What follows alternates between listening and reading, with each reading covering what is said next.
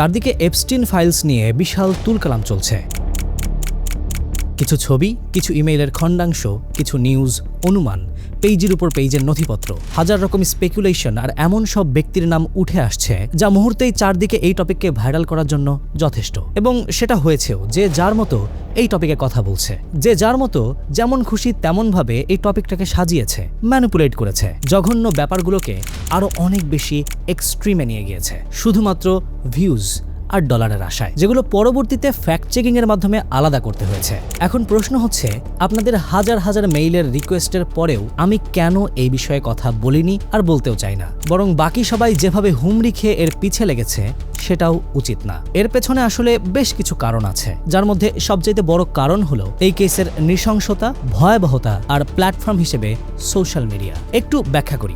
দেখেন, সোশ্যাল মিডিয়াতে কিন্তু কোনো ব্যারিয়ার নেই। এখানে একটা পোস্ট 60 বছরের বৃদ্ধের কাছেও যেমন যায়, একটা ছোট বাচ্চার কাছেও যায়। ধরেন আমার ভিডিও এমন অনেক অডিয়েন্স কনজিউম করে যাদের বয়স 10 থেকে 16 বছরের মাঝে। এখন এই বয়সে একটা অডিয়েন্স যদি এপস্টিন ফাইলের ভয়াবহ ন্যারেটিভ সম্পর্কে জানে, তাহলে তার মাঝে দুই রকমের আন্ডারস্ট্যান্ডিং হতে পারে। এক, সে ট্রমাটাইজ হয়ে যেতে পারে এবং আগামীর যে কোনো পার্সোনাল লাইফ সিনারিও সিচুয়েশনে এই ট্রমা ব্যাকল্যাশ তার মেন্টাল প্রবলেম হয়ে উঠতে পারে। আর দুই, যেটা সবচাইতে ভয়ানক, সেটা হচ্ছে তার কাছে মনে হতে পারে এটাই নর্মাল।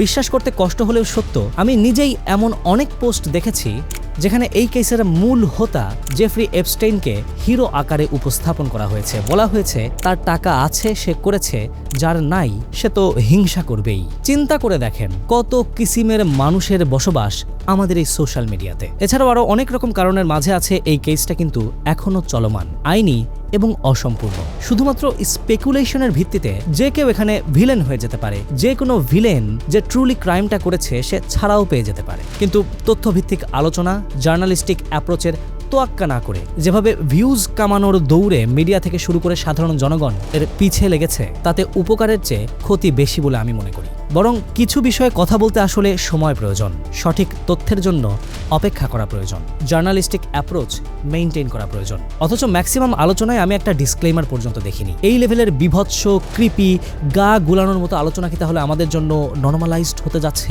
আগামী শিশুরা আমাদের এই নর্মালাইজড হওয়া আলোচনাকে কিভাবে রিসিভ করবে, তাদের উপর ইম্প্যাক্টটাই বা আসলে কিভাবে পড়বে, এসব নিয়ে না ভেবে ভিউজটাই আসলে সব না। আমার মনে হয় আমি আমার কথা আপনাদেরকে বোঝাতে পেরেছি।